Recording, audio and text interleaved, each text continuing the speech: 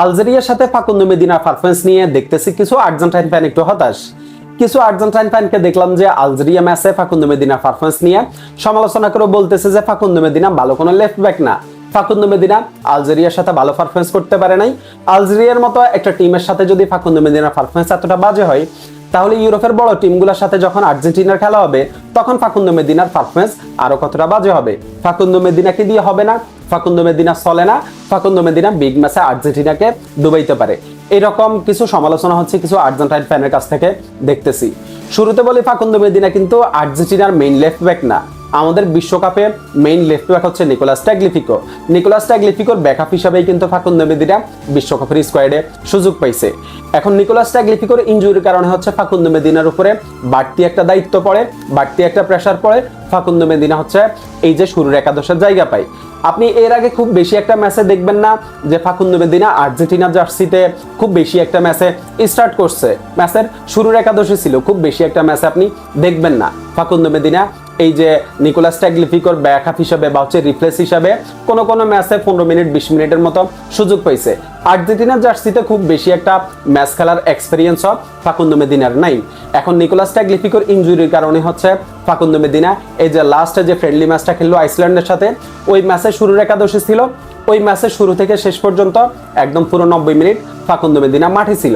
এরপরে আলজেরিয়া ম্যাচেও Facundo Medina শুরু থেকে শেষ পর্যন্ত পুরো 90 মিনিট মাঠে ছিল।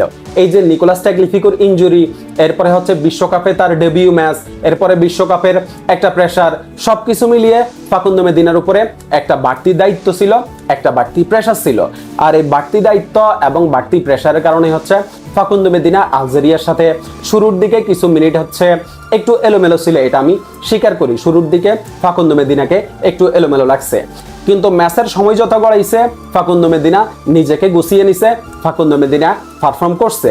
আপনি যদি দেখেন আলজেরিয়া ম্যাচে ফাকুন্দো মেদিনার ম্যাচ পারফরমেন্সের পরিসংখ্যান, তাহলে আলজেরিয়া ম্যাচে ফাকুন্দো মেদিনা হচ্ছে 32টা পাস দেয়, যেখানে হচ্ছে 31টা পাসই অ্যাকুরেট দেয়। এরপরে হচ্ছে ফাইনাল থার্ডে একটা পাস দেয়, এরপরে হচ্ছে 4টা ডিফেন্সিভ কন্ট্রিবিউশন ছিল তার, এরপরে হচ্ছে 2টা ট্যাকেল করে, একটা ক্লিয়ারেন্স করে, একটা ব্লক শর্ট ব্লক করে, এরপরে হচ্ছে 3টা রিকভারিজ ছিল, বল রিকভারিজ, এরপরে হচ্ছে 3টা ডুয়েল জিতে।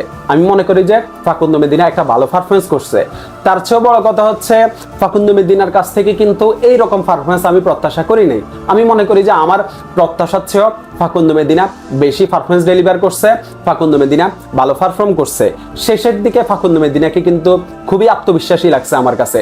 মানে শুরুর দিকের যে সাপ, এই সাপটা সামলে কিন্তু শেষের দিকে ফাকুন্দো মেদিনাকে যথেষ্ট আত্মবিশ্বাসী মনে হয়েছে। আর এই আত্মবিশ্বাসটাই হচ্ছে ফাকুন্দো মেদিনা সামনের ম্যাচগুলোতে কাজে লাগাবে।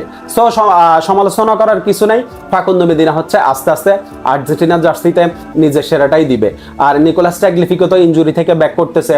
অস্ট্রিয়া ম্যাচের আগে আমরা গুঞ্জন দেখছি নিকোলাস ট্যাগলিফিকো পুরোপুরি ফিট হইতে পারে। নিকোলাস ট্যাগলিফিকো যদি পুরোপুরি ফিট হয়ে যায়, তাহলে নিকোলাস ট্যাগলিফিকোই তো লেফট ব্যাকে হচ্ছে ম্যাচ স্টার্ট করবে, আর ফাকুন্দো মেদিনা হচ্ছে নিকোলাস ট্যাগলিফিকোর রিপ্লেস হিসাবে মাঠে নামবে।